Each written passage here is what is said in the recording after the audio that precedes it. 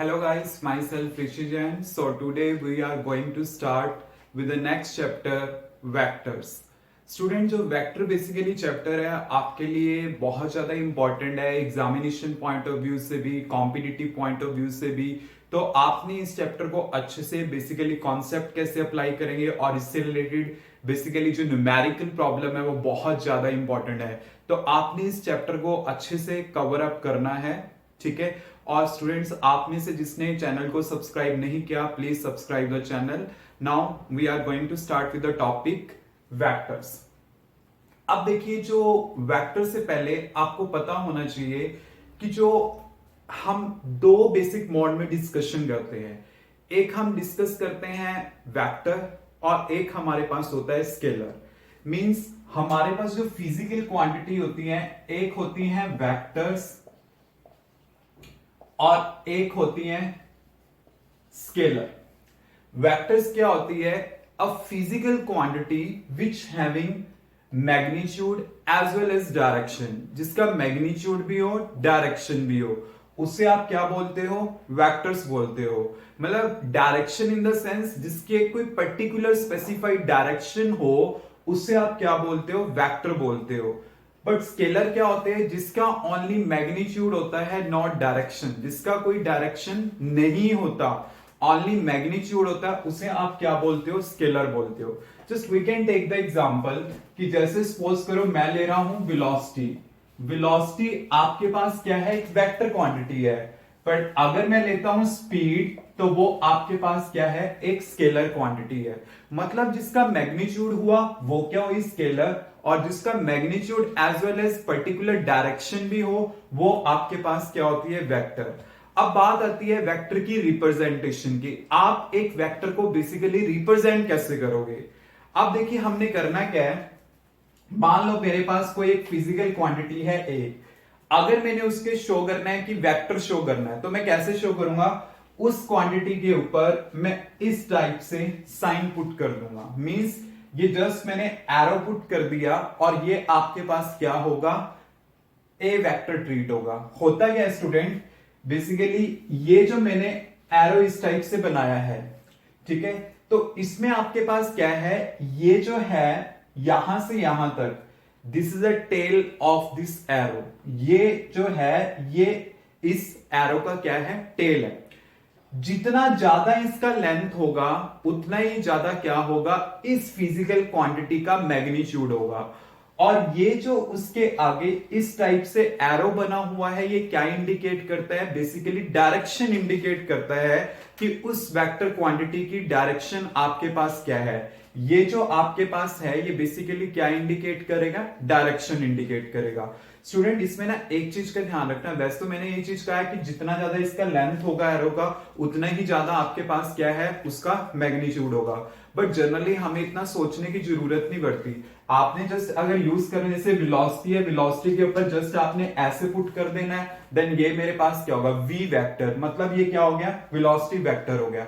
अब ये चीज याद रखना, जैसे अगर मान लो मैंने वेलोसिटी के ऊपर ये शो किया और कई स्टूडेंट क्या करते हैं? वेक्टर को ऐसे भी शो करते हैं। देन वो ये सोचते हैं इसका मतलब लेफ्ट टू राइट और इसका मतलब राइट टू लेफ्ट अगर शो करना है वो ऐसे शो करना है। ऐसे नहीं शो करना है, आपने वेक्टर को सिंपल इसी डायरेक्शन में ही शो करना है। अगर आप इसका पर्टिकुलर डायरेक्शन शो करना चाहते हो लेफ्ट टू राइट, देन इसके साथ आप इस टाइप से लिख लो। अगर आपने इसे शो करना है राइट टू लेफ्ट, देन इसके साथ एरो इस टाइप से लगा दो। बट अगर आपने सिंपल वेक्टर यूज करना है आप ऐसे यूज करोगे, जस्ट आपने क्वांटिटी लिखी और उसके ऊपर ये साइन डाल दिया, तो ये आपके पास क्या बन जाता है? वेक्टर बन जाता है। क्लियर?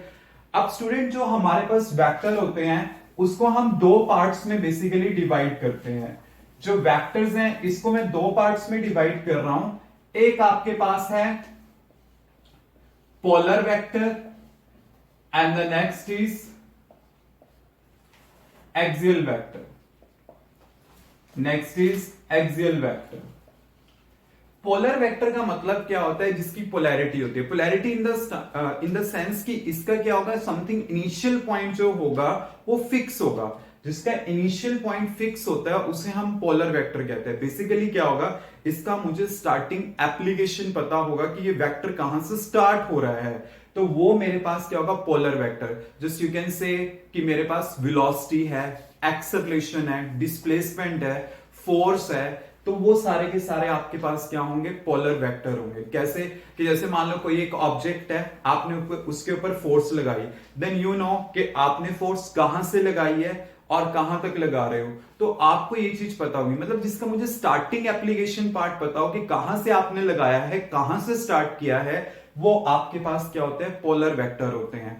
एक्सियल वेक्टर क्या होते हैं, जो एक एक्सिस के अबाउट होते हैं। जो वेक्टर एक्सिस के अबाउट होते हैं, एक्सिस के अबाउट मतलब the vectors which having some rotational effect, जैसे पर्टिकुलर एक्सिस होगी, इसके अबाउट जो वेक्टर होंगे, मतलब क्या होगा, which having some rotational effect, axial effect जिसके अंदर प्रेजेंट हो, उसे हम क्या कह देते हैं, एक्सियल वेक्टर बोल देते हैं। तो इसमें वो वाली क्वांटिटी आएंगी जो रोटेशनल इफेक्ट से रिलेट करेंगी।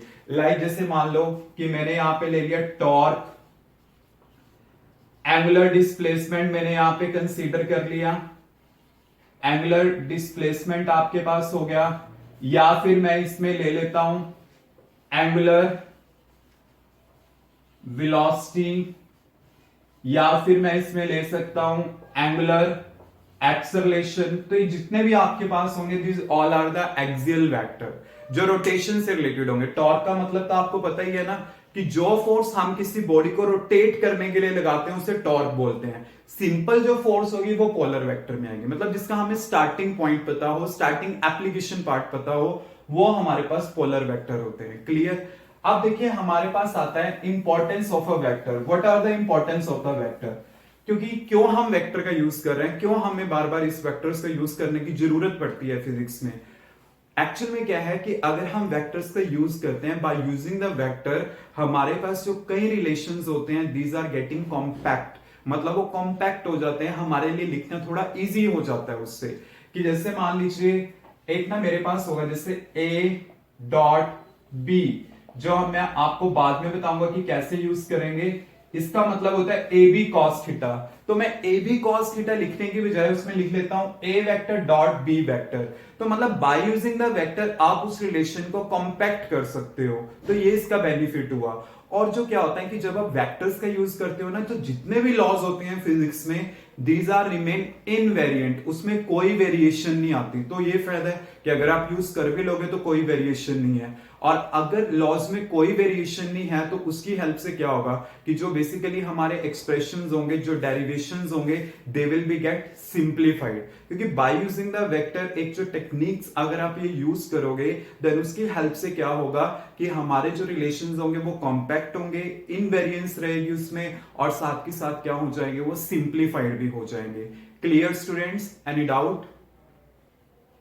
स्टूडेंट्स, इस वीडियो में बेसिकली जो मैंने डिस्कशन करी अबाउट द पार्ट्स डिस्कस करिए, उसके दो पार्ट्स हैं।